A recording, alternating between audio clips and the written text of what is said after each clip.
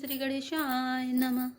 मरमे बचन सुनि राव कह रामा, कहु कछु दोष न तोर सिया रामा। लागे तो पिशाच जिमि रामा, कालु कहावत मोर सिया रामा। दीन दयाल बिरधु संभारे, हरौ नाथ मम संकट भारे।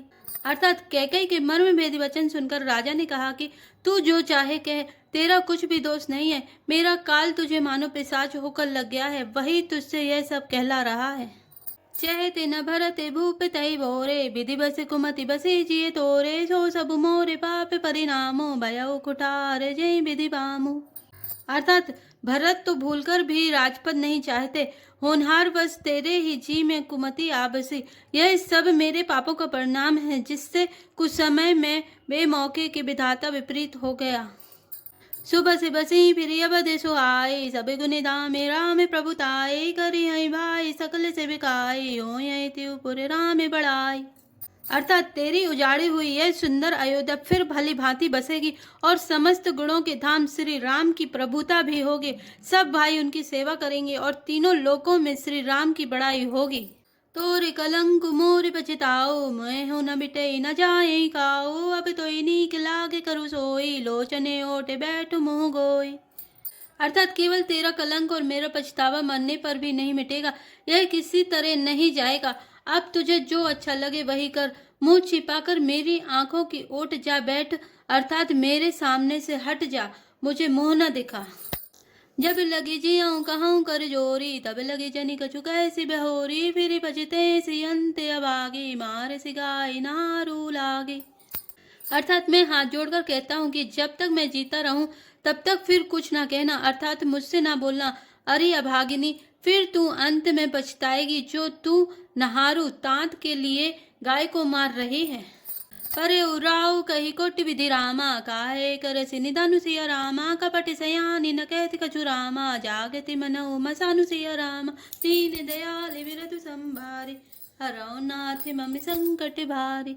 अर्थात राजा करोड़ों प्रकार से बहुत तरह से समझाकर और यह कहकर कि तू क्यों सर्वनाश कर रही है, पृथ्वी पर गिर पड़े। पर कपट करने में चतुर कैकेयी कुछ बोलती नहीं, मानो मौन होकर मसान जगा रही हो, शमशान में बैठकर प्रेत मंत्र सिद्ध कर रही हो। राम राम रटि बिकल भुआलो, जनु बिनु पंक्ति विहंग बेहालो। हृदय मना विभोर जनु होई, राम जाय कहे जनि कोई। अर्थात राजा राम राम रट रहे हैं और ऐसे व्याकुल हैं जैसे कोई पक्षी पंख के बिना बेहाल हो। वे अपने हृदय में मनाते हैं कि सवेरा ना हो और कोई जाकर श्री रामचंद्र जी से यह बात ना कहे। उदय करऊं जनि रवि रघुकुल गुर, अवध बिलो की सूल होई। और भूप प्रीति कह गई कठिनाई, उभय अवधि विधि रची बनाई। अर्थात हे रघुकुल के गुरु, बड़े रे मूल पुरुष सूर्य भगवान, आप अपना उदय ना करें। अयोध्या को बेहाल देखकर आपके हृदय में बड़ी पीड़ा होगी। राजा की प्रीति और कैकेयी की निष्ठुरता दोनों को ब्रह्मा ने सीमा तक रचकर बनाया है। अर्थात राजा प्रेम की सीमाएं और कैकेयी निष्ठुरता की। बिल्ली पत्नी पई भयउ भिनु सारा, बीना वेनु संग ध्वनि द्वारा। पढ़ई बाट गुन गावई गायक, सुनत नृपय जनु लागई सायक। अर्थात बिलाप करते करते ही राजा को सवेरा हो गया। राजद्वार पर बीणा बांसुरी और शंख की ध्वनि होने लगी। भाट लोग बिरदावली पढ़ रहे हैं और गवैये गुणों का गान गा रहे हैं। सुनने पर राजा को वे बाण जैसे लगते हैं। मंगल सकल सुहाइन कैसे, सहगामिनी विभूषण जैसे। तई निसि नींद परी नहीं काऊ, राम दरस लाल साऊ छाऊ। अर्थात राजा को ये सब मंगल साज कैसे नहीं सुहा रहे हैं, जैसे पति के साथ सती होने वाली स्त्री को आभूषण। श्री रामचंद्र जी के दर्शन की लालसा और उत्साह के कारण उस रात्रि में किसी को भी नींद नहीं आई। द्वारे भीर सेवक सचिव रामा, गहे उदित रवि देख सिया रामा। जागे वजहुनावतपति रामा, कारनु कवनु विशेष सिया रामा। दीन दयाल बिरधु संभारे, हरौ नाथ मम संकट भारी। अर्थात राजद्वार पर मंत्रियों और सेवकों की भीड़ लगी है। वे सब सूर्य को उदय हुआ देखकर कहते हैं कि ऐसा कौन सा विशेष कारण है कि अवधपति दशरथ जी अभी तक नहीं जागे। पछले पहर भूप नित जागा, आजू हमें बड़े अचरज लागा। जाहु सुमंत्र जगा बहु जाए, के जे काजु रजाय सुपाई। अर्थात राजा नित्य ही रात के पिछले पहर जाग जाया करते हैं, किंतु आज हमें बड़ा आश्चर्य हो रहा है। हे सुमंत्र, जाओ, जाकर राजा को जगाओ। उनकी आज्ञा पाकर हम सब काम करें। गए सुमंत्रु तब राव रे माई, देखी भया वन जात डेराई, धाई खाए जनु जाई नहेरा, मानव विपति विषाद बसेरा। अर्थात तब सुमंत्र रावले राजमहल में गए, पर महल को भयानक देखकर वे जाते हुए डर रहे हैं। ऐसा लगता है मानो दौड़कर काट खाएगा। उसकी ओर देखा भी नहीं जाता, मानो विपत्ति और विषाद ने वहां डेरा डाल रखा हो। पूछे को ना उत्तर दे, गए जय भवन भूप के, जय जय जीव बैठ सिरुनाई, देखी भूप गति गय सुखाई। अर्थात पूछने पर कोई जवाब नहीं देता। वे उस महल में गए जहां राजा और कैकई थे। जय जीव कहकर सिर नवाकर वंदना करके बैठे, और राजा की दशा देखकर तो वे सूख ही गए। सोच बिकल विवरण मही परे, मानव कमल मूल परिहरे, सचिव सभी ते सकई नहीं पूछी, बोली अशुभ भरी शुभ छूची। अर्थात देखा कि राजा सोच से व्याकुल है, चेहरे का रंग उड़ गया है, जमीन पर ऐसे पड़े हैं मानो कमल जड़ छोड़कर जड़ से उखड़कर मुरझाया पड़ा हो। मंत्री मारे डर के कुछ पूछ नहीं सकते। तब अशुभ से भरी हुई और शुभ से विहीन कैकई बोली, परि नराज ही नींद निसि रामा, हे तु जान जगदीश सुसिया रामा, राम राम रटि भोर किए रामा, काई न मरम मही सुसिया रामा, दीन दयाल बिरधु संभारी, हरौ नाथ मम संकट भारी। अर्थात राजा को रात भर नींद नहीं आई, इसका कारण जगदीश्वर ही जाने। इन्होंने राम राम रटकर सवेरा कर दिया, परंतु इसका भेद राजा कुछ भी नहीं बतलाते। आनौ रामई बेगी बुलाए, समाचार तब पूछे आए, चले सुमंत्रु राय रुक जानी, लखी कुचाली कीनी कचुरानी। अर्थात तुम जल्दी राम को बुला लाओ, तब आकर समाचार पूछना। राजा का रुख जानकर सुमंत्र जी चले, समझ गए कि रानी ने कुछ कुचाल की है। सोच बिकल मग परई न पाओ, राम ही बोली कही काराओ, उर धरि धीर जु गयौ दुआरे, पूछे सकल देखे मनु मारे। अर्थात सुमंत्र सोच से व्याकुल हैं, रास्ते पर पैर नहीं पड़ता, आगे बढ़ा नहीं जाता। सोचते हैं राम जी को बुलाकर राजा क्या कहेंगे। किसी तरह हृदय में धीरज धरकर वे द्वार पर गए।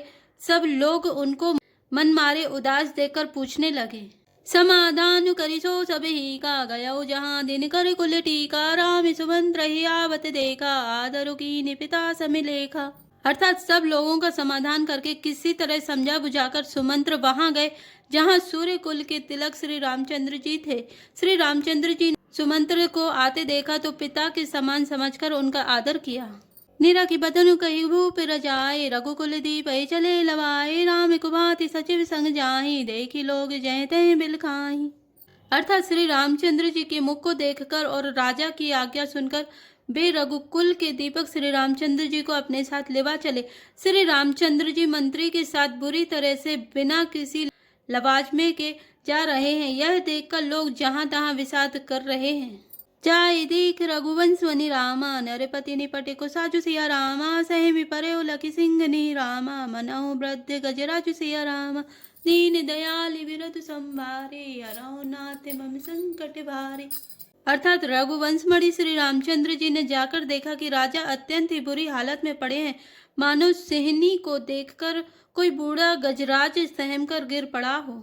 सुकैयधर जरई सब अंगु, मनौ दीन मनिहीन भु अंगु, सरु से समीप दीख कैकेयी, मानव मीचु धरी गनि लेई। अर्थात राजा के होंठ सूख रहे हैं और सारा शरीर जल रहा है, मानो मणि के बिना सांप दुखी हो रहा हो। पास ही क्रोध से भरी कैकई को देखा, मानो साक्षात मृत्यु ही बैठी राजा के जीवन की अंतिम घड़ियां गिन रही हो। करुणामय मृदुराम सुभाऊ, प्रथम दीख दुखी सुना न काऊ, तदपि धीर धरि समऊ विचारी, पूछी मधुर वचन महतारी। अर्थात श्री रामचंद्र जी का स्वभाव कोमल और करुणामय है। उन्होंने अपने जीवन में पहली बार यह दुख देखा।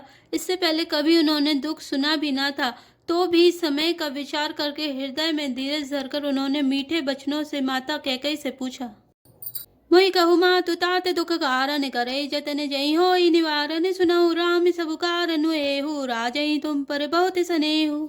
अर्थात हे माता, मुझे पिताजी के दुख का कारण कहो, ताकि जिससे उसका निवारण हो, दुख दूर हो, वह यत्न किया जाए। कैकेयी ने कहा, हे राम सुनो, सारा कारण यही है कि राजा का तुम पर बहुत स्नेह है। देन कहे मोहि दोई वरदाना, मांगे जो कछु मोहि सुहाना, सो सुनि भयो भूपे उर सोचू, छाड़ी न सके तुम्हारी संकोचू। अर्थात इन्होंने मुझे 2 वरदान देने को कहा था। मुझे जो अच्छा लगा वही मैंने मांगा। उसे सुनकर राजा के हृदय में सोच हो गया, क्योंकि ये तुम्हारा संकोच नहीं छोड़ सकते। सुत सनेहु इति बचनुत रामा संकट परेउ नरेशु सिया रामा सकहु नायउ धरन सिर रामा मेट्यु कठिन कलेशु सिया रामा दीन दयाल विरधु संभारे अरौनाथ ममि संकट भारी। अर्थात इधर तो पुत्र का स्नेह है और उधर वचन प्रतिज्ञा। राजा इसी धर्म संकट में पड़ गए हैं। यदि तुम कर सकते हो तो राजा की आज्ञा सिरोधार्य करो और इनके कठिन क्लेश को मिटाओ। जय श्री राम, जय जय हनुमान।